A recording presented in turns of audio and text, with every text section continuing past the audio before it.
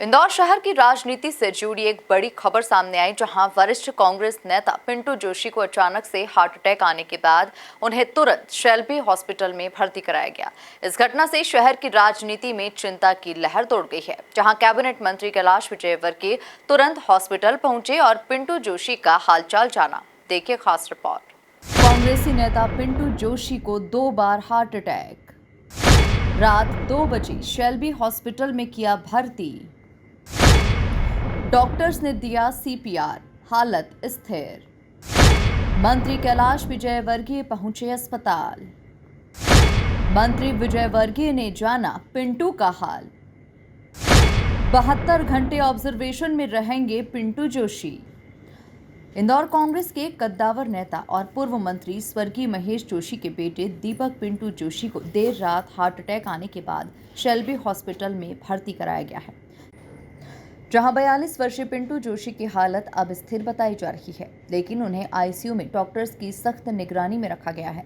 जानकारी के मुताबिक पिंटू जोशी रात में बीजेपी नेता दिनेश दवे के जन्मदिन कार्यक्रम में शामिल हुए थे। इस कार्यक्रम से लौटने के बाद अचानक सीने में तेज दर्द की शिकायत हुई। परिजनों ने देर रात करीब 2 बजे शेल्बी अस्पताल में उन्हें पहुंचाया। पिंटू जोशी के हार्ट अटैक की खबर जैसे ही सामने आई, कांग्रेस नेताओं और कार्यकर्ताओं में चिंता की लहर दौड़ गई। कई वरिष्ठ नेता और पार्टी कार्यकर्ता अस्पताल पहुंचे और उनका हाल जाना। कैबिनेट मंत्री कैलाश विजयवर्गीय भी शेल्बी हॉस्पिटल पहुंचे और डॉक्टर से पिंटू जोशी की स्थिति की पूरी जानकारी ली।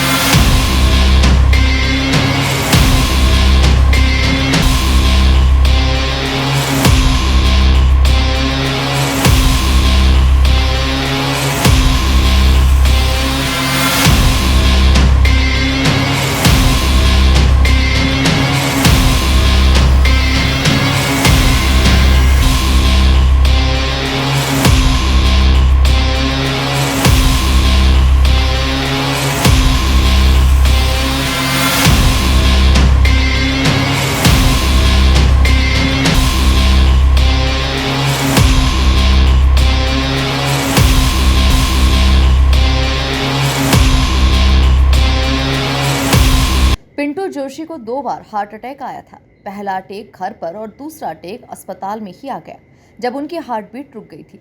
डॉक्टर्स ने सीपीआर देकर उनकी जान बचाई और वेंटिलेटर सपोर्ट पर रखा। डॉक्टर विवेक जोशी ने बताया कि रात में उन्हें सीने में बहुत तेज दर्द था और बेहोशी की हालत में उन्हें यहाँ पर लाया गया था। तुरंत दवाई दी गई, इलाज शुरू किया गया। 2 बार अटैक आ गया, लेकिन अब स्थिति नियंत्रण में है। एंजियोप्लास्टी की गई है और अगले 72 घंटे ऑब्जर्वेशन में ही रहेंगे।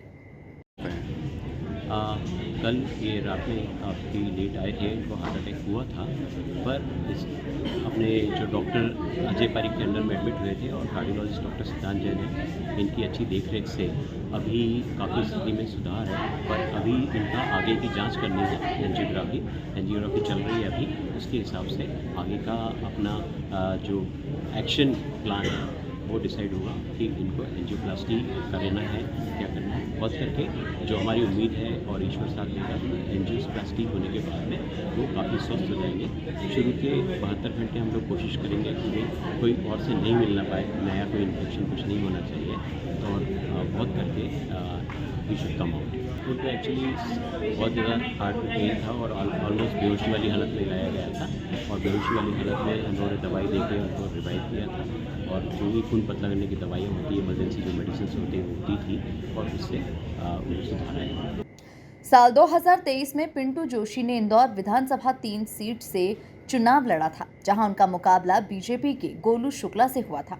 इस चुनाव में गोलू शुक्ला को 73,000 वोट मिले थे, जबकि पिंटू जोशी को 58,624 वोट मिले और वे करीब 14,000 वोटों से हार गए थे।